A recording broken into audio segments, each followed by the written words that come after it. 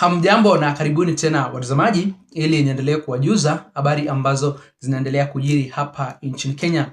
Na watazamaji, hali ya wasiwasi inaendelea kushuhudiwa hapa nchini Kenya kwa sababu wiki ijayo tarehe 25 vijana wa Gen Z wameamua kwamba watakuwa wanafanya maandamano makubwa sehemu tofauti hapa nchini Kenya, na ni habari njema watazamaji wangu kwa vijana wa Gen Z kwa sababu kipindi hiki ODM itakuwa inawaunga mkono kwenye haya maandamano ya kuendelea wakumbuka wenzao na kuendelea kupinga utawala wa serikali ya Kenya Kwanza. Kabla sijaendelea kuwafahamisha kwa kidogo watazamaji wangu kuhusiana na haya maandamano ambayo tayari baadhi ya viongozi wa ODM wametangaza kwamba watakuwa wanajiunga na yenyewe, ningependa kukuomba wewe mtazamaji wangu, kama ndio mara yako ya kwanza kufika hapa BM Daily Politics, ujiunge nami kwa kusubscribe na pia uweze kulike, kushare na comment, ndipo ujumbe ama hizo habari zetu ziweze kuwa recommended kwa watazamaji wengi zaidi. Na watazamaji, mambo yanaendelea kuchemka, mambo yanaendelea kuchacha hapa nchini Kenya, huku vijana wa Gen Z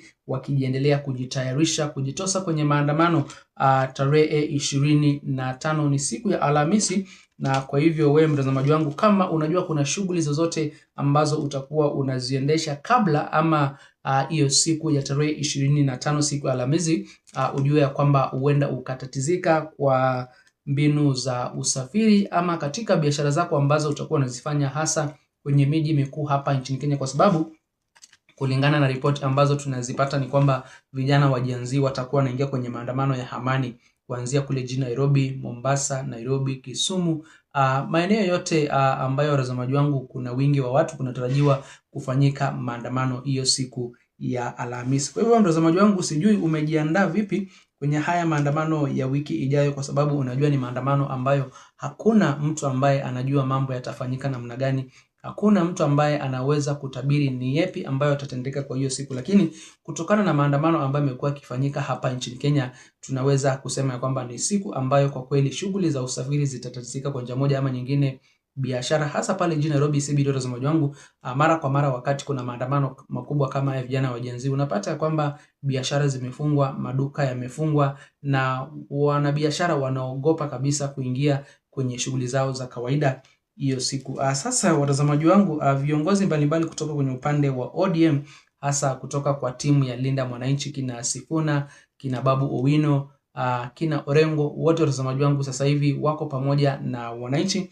Na siku chache zilizopita watazamaji wangu, Governor James Orengo pamoja na viongozi wengine kutoka ndani ya the United Opposition, akiwemo Martha Karua, akiwemo former governor wa Makueni County Mheshimiwa Kivutha Kibwana, wote walikuwa wamefika kwenye headquarters za polisi kule jijini Nairobi, ambako walipeana petition na wakapeana ripoti ya kwamba maandamano yanakuja, na kwa hivyo maofisa wa polisi wanastahili kupeana usalama wa kutosha, sio kuja kuleta fujo, sio kuja kuvuruga, sio kuja kutupa tear gas wala kupigana risasi. Hapana, ni kuje wapeane usalama wananchi. Vijana wa Gen Z wao watakuwa wanafanya maandamano ya amani. Hakuna uporaji wa mali, hakuna kuharibu mali ya mtu, hakuna kuchoma mali ya mtu, hakuna wizi. Lakini watazamaji wangu, mnajua wakati wa maandamano kama haya kuna wengine ambao wanachukua hiyo advantage, wanakuja kwa sababu ya kufanya uharibifu, wanaanza kuzua fujo, wanachoma matari barabarani, wanaanza kuwavamia wenzao. Lakini kipindi hiki watazamaji wangu, natumai ya kwamba maafisa wa polisi watapeana usalama wa kutosha na kutakuwa na makundi ya magenge ama goons ambao wamekuwa wakijitokeza kwenye haya maandamano na kuanza kukabiliana na maandamano ya kawaida. Kwa hiyo watazamaji wangu, hata kwenye gazeti la siku ya leo wameweza kuangazia kuhusiana na mavamizi ambayo yamekuwa yakifanyika hapa nchini Kenya. Kuna goons, makundi ambayo yamekuwa yakivamia wanasiasa katika mikutano zao, makundi mpaka yanaingia shuleni yanawavamia wanafunzi, makundi yanaingia mpaka maeneo ambayo kuna mikutano ya kisiasa wanavuruga. So watazamaji wangu, unaona haya magenge, hatujui nani ambaye atakuja kuyasimamisha, kwa sababu mahali ambapo tunaelekea hatuendelee vizuri kabisa, wakati tunaendelea kushuhudia visa vya ukosefu wa usalama. Goons wameanza kuruhusiwa kufanya visa vyao vya uhalifu. Kuvuruga mikutano ni jambo ambalo watazamaji wangu linastahili kuangaziwa kwa kiundani. Sasa watazamaji wangu, timu ya Linda Tumbo ama timu ya Linda Ground imesema ya kwamba haiwezi ikajihusisha na haya maandamano kabisa. Wale ambao wanataka kwenda kwenye maandamano waende. Wao ni kipindi chao, wameandamana ya kutosha, na sasa wao ni kuvuna kutoka ndani ya hii serikali ya Kenya Kwanza. Hawa viongozi wa watazamaji wangu nimekuwa nikiwaelezea mara kwa mara ya kwamba hawako ndani ya broad based government kwa sababu ya manufaa ya mwananchi, wako pale kwa manufaa yao wenyewe. Kwa sababu kama kweli ungekuwa na wajali wananchi, angalau sasa hivi tungekuwa tumeanza kuona tofauti. Wanawatetea wananchi, wanakashfu vitendo fulani, lakini unaona wao wapo kimya. Wakati vijana wa Gen Z wanaendelea kuumizwa, kunyanyaswa, wao wanasema ya kwamba sisi hatuko hapo kwenye maandamano, hatuwezi tukaingia tena kwenye maandamano, sisi tupo ndani ya broad based government. Sikiza ujumbe mtazamaji wangu kutoka kwa mmoja wa waziri wa ODM, huyu Opiyo Wandayi akizungumzia kuhusiana na haya maandamano ambayo tunayatarajia kuyashuhudia hapa nchini Kenya tarehe 25 mwezi wa 6 mwaka 2026. Kabla sijakuwekea video mtazamaji wangu, ningependa kukumbusha tena ujunge nami hapa BM Daily Politics kwa kusubscribe na pia uweze kulike, share na comment, ndipo sa ujumbe ama hizo habari zetu ziweze kuwa recommended kwa watazamaji wengi zaidi. Wacha niseme hivi, nasikia wengine wamepanga maandamano. Sisi ni wale ambao wanaelewa mambo ya maandamano. Kwa hivyo wasitushtue hata kidogo. Si namna hiyo? Sisi tunasema ya kwamba kuna wakati wa kila kitu. Hata Biblia inasema hivyo, si ndio? Sisi tushaandamana ya kutosha. Imetosha au haijatosha? Sasa wacha wengine pia waandamane. Kwa hivyo mimi naomba watu wetu wa eneo hili tusijihusishe na hiyo mpango ya maandamano ya wakora. Tusijihusishe hata kidogo na mpango ya maandamano ya hawa wakora. Wangapi wamesema ya kwamba hawataingia kwa hiyo mambo ya ukora? Haya, very good. Na hii ujumbe ifikie watu wetu ambao wanaishi hapa Homa Bay, kule Kisumu, Migori mpaka Siaya, na hata watu wetu ambao wanaishi diaspora, iwe Nairobi, iwe Mombasa, iwe Nakuru, iwe Eldoret na kadhalika. Watu wetu washaandamana ya kutosha na wameumia ya kutosha. Wacha wengine wajaribu.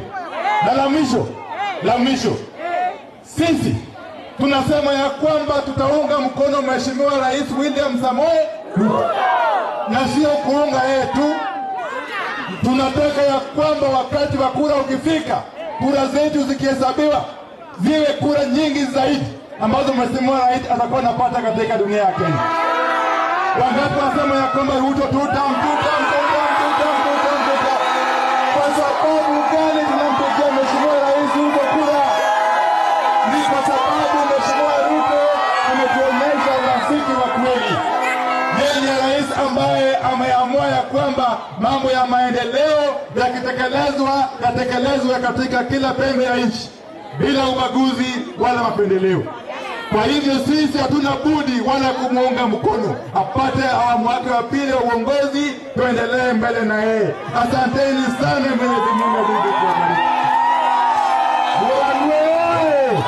Na mtazamaji, kama vile ambavyo umeweza kusikiza, huo ndio msimamo wa timu ya Linda Ground ama timu ambayo iko ndani ya broad based government. Wao walipitisha finance bill na kwa hivyo wataendelea kushirikiana na William Samoei. Nimemwambia kwamba watazamaji wangu, baada ya Raila Amolo Odinga kuiaga dunia, kwa kweli kile ambacho tunakishuhudia sasa hivi ndani ya hii serikali ya Kenya Kwanza ama ndani ya ODM ni mambo tofauti kabisa.